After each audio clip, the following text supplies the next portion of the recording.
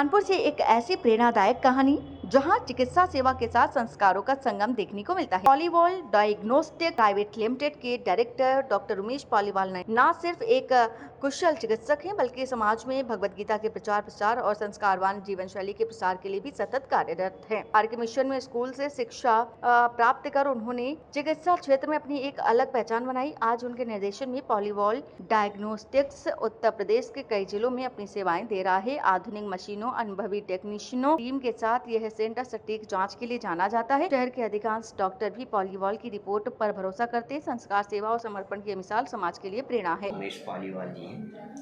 ये प्रतिष्ठित लैब है। शहर का 80% डॉक्टर यहाँ की लैब पर, यहाँ की जांचों पर भरोसा करता है।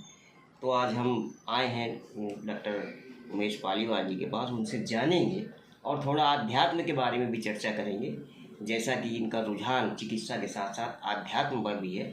डॉक्टर साहब, हमारे चैनल में बहुत बहुत स्वागत है आपका। सर, दो चीज़ें हैं जी। सबसे पहली बात तो शहर का ये समझ लीजिए ज़्यादा से ज़्यादा चिकित्सक जी आपकी जांचों पर भरोसा क्यों करता है, क्या वजह है?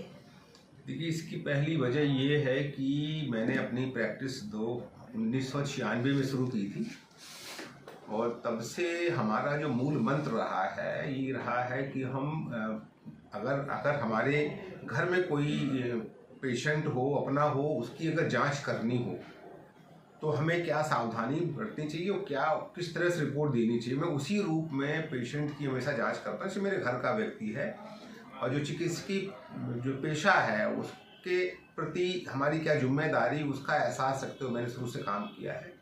और जो 2-3 चीज़ें हैं महत्वपूर्ण, सबसे पहली चीज़ तो क्वालिटी है कि क्वालिटी बहुत अच्छी होनी चाहिए, जितनी संभव है। आज की तारीख में होता ना, हर चीज़ की लिमिटेशन होती है, उन लिमिटेशनों को देखते हुए कितनी संभव हो सकती उच्च गुणवत्ता, वो ध्यान रखा हम। दूसरा ध्यान रखा हम लोगों ने कि उसकी दर ना कम अधिक हो पाए। गुणवत्ता में चक्कर क्या होता है, कई बार कीमत बहुत बढ़ जाती है, तो हमें अफोर्डेबल भी होना चाहिए। इतनी भी ना हो कि हम गुणवत्ता के नाम पे इतना चार्ज करें कि वो आम जनता की पहुंच के बाहर हो जाए, तो उसका हम लोगों ने बहुत ध्यान रखा। और तीसरा हमने ध्यान रखा कि हमारी रिपोर्ट समय पे भी मिल जाए, क्योंकि कहते हैं ना, जैसे कहते न्याय के लिए कहते हैं कि न्याय हुआ तो लेकिन इतने सालों बाद मिला, उसी प्रकार चिकित्सकीय पेशे में रिपोर्ट तो अच्छी है, सब कुछ है, कीमत भी अफोर्डेबल है, लेकिन वो रिपोर्ट ही लेट मिल रही है तो उसका महत्व कम हो जाता है। तो इन चीज़ों का मैंने शुरू से ध्यान रखा है। उसी की वजह से या उसी के प्रतिफल के रूप में हमको चिकित्सकों का, मरीजों का हमें विश्वास जीतने में सफलता मिली, वो उसका श्रेय। और ईश्वरी कृपा होती है, हर चीज़ की प्रति ईश्वरी कृपा भी होती है, इसका मुझे लाभ मिला है। डॉक्टर साहब, एक चीज़ और है कि आप एक वरिष्ठ चिकित्सक होने के साथ साथ आध्यात्म पर आपका बहुत जोर है और गीता को भी आप प्रोत्साहित कर रहे हैं, सनातन को भी प्रोत्साहित कर रहे हैं। ये प्रेरणा कैसे और कहाँ से जगी आपके अंदर? देखिए, उसका सबसे पहला तो कहते हैं, हम लोग हमेशा कहते हैं कि किसी भी बच्चे में जो बड़ा होता है तो उसके पीछे संस्कारों का महत्व होता है। और कहा यही जाता है कि हमारा पहला गुरु माता पिता होते हैं, दूसरे गुरु हमारे शिक्षक होते हैं और तीसरे गुरु हमको जो है जिसे कहते हैं कि वो देते हैं, जिनका हम लोग जा करके उनसे आगे की शिक्षाएँ लेते हैं। गुरु इनको बनाया जाता है बेसिकली आगे की शिक्षाओं के लिए। उसमें हमें तीनों में हमको बहुत ही सौभाग्यशाली रहे कि हमें बचपन से जो माँ बाप हैं वो हमारे शुरू से बहुत संस्कारवान रहे। पंडित श्री राम शर्माचार्य गायत्री परिवार के प्रणेता रहे, उनके द्वारा उनका घर में आगमन भी हुआ। तो बचपन से जब मैं 6 वर्ष का था तभी से मैं संपर्क में आया, गुरु जी का हमें आशीर्वाद मिला।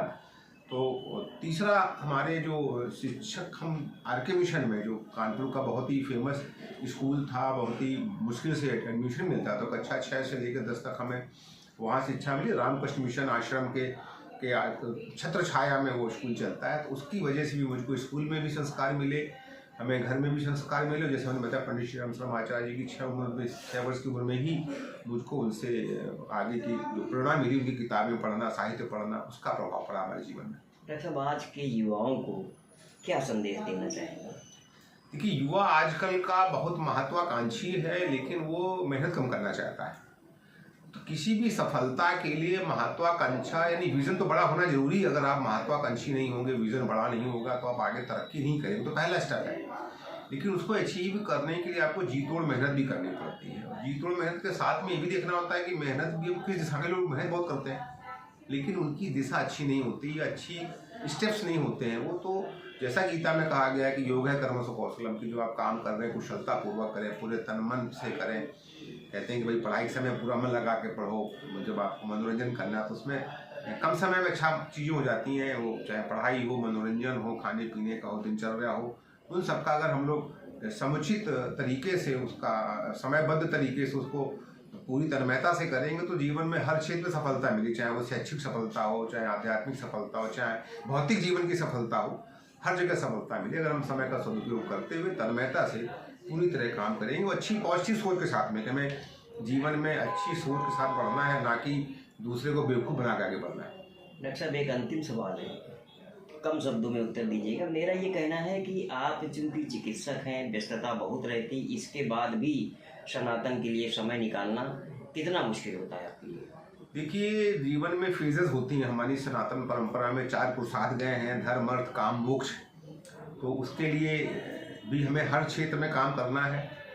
और हमारा जो 50 साल के बाद कहते हैं हमारा वानप्रस्थ जीवन हो जाता है कि आप जीवन भर एक ही कार्य में नहीं रह सकते। आप 25 वर्ष तक आप अपना विकास करते हैं, चाहे अपना शारीरिक विकास हो, चाहे अपना पढ़ाई की शैक्षिक विकास हो। फिर गृहस्थ जीवन आता है कि आपकी जो जिम्मेदारियां हैं उनके प्रति, गृहस्थ के प्रति आप डिवोटेड होते हैं, धनार्जन करना और परिवार को आगे बढ़ाना हो। फिर आपका 50 के बाद कहते हैं कि आपके परिवार के साथ साथ सामाजिक दायित्व भी बढ़ जाते हैं और अपने प्रति भी जिम्मेदारी बढ़ जाती है कि अब आप भी कुछ अध्यात्म की तरफ बढ़ें, सामाजिक कार्यों में प्रेरित हों। उसी के तहत मैंने अपनी जिम्मेदारियों का जैसा बताया कि 25 वर्ष मैंने ढंग से पढ़ाई की, उसके नतीजा हुआ कि मैं अच्छे स्कूलों में एडमिशन मिला। फिर मैंने अपने पारिवारिक गृहस्थ जीवन का निर्वहन करते हुए अपनी जो भौतिक की जो अपनी आवश्यकताएं हैं उनकी पूर्ति के लिए मेहनत की और प्लस अपने परिवार का भी पोषण किया, औरों को भी साथ साथ सामाजिक दायित्व भी निभाता रहा।